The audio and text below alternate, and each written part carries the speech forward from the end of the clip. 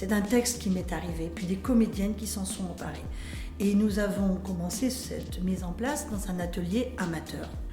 Alors mon personnage, c'est une directrice d'une sorte de clinique à bébés, c'est-à-dire qu'il y a des jeunes femmes qui sont enceintes, qui ne veulent pas garder leur bébé et qui le donnent, plus exactement qui le vendent, à des couples qui sont privés d'enfants. Quelque part, quand je rentre sur scène, c'est Florence qui rentre sur scène. Enfin, parce que Florence, des fois, elle dit des horreurs, justement, elle est en colère, des choses que jamais, moi, j'oserais dire. Alors, par rapport aux autres personnages, Ginette, je dirais, est la seule qui assume véritablement le fait de vendre ses 3 enfants. Pour moi, Dominique, c'est la femme qui est dans la situation la plus douloureuse des 5 femmes.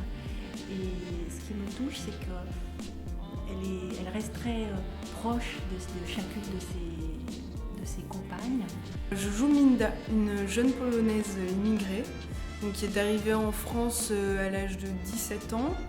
Elle a, dans les environs de 19 ans, elle s'apprête à fêter ses 20 ans. Le débat qui s'instaurait au bout de chaque petite réplique, mais pourquoi, mais ceci, mais cela, pour essayer d'inventer un historique à chaque personnage, ce débat intérieur à la création même de la pièce a projeté au bout de 2 ans une évidence, il faut qu'on joue cette pièce. Parce qu'au départ, je crois que c'est un personnage que je n'aimais pas du tout, donc je le jouais sûrement d'une façon beaucoup plus dure.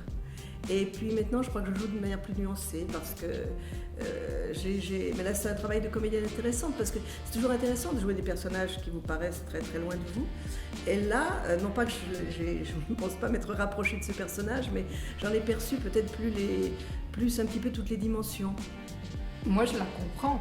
Pourquoi elle est en colère contre tout le monde et pourquoi elle s'en prend à Ginette, pourquoi elle s'en prend à Mademoiselle.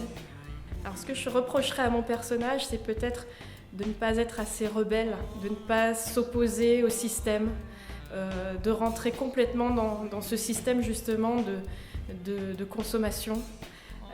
Elle accepte tout dans cette maison, elle est en totale admiration devant Mademoiselle qui tient cette maison d'une main de fer et à aucun moment elle se révolte, elle se rebelle. Et ce qui me touche,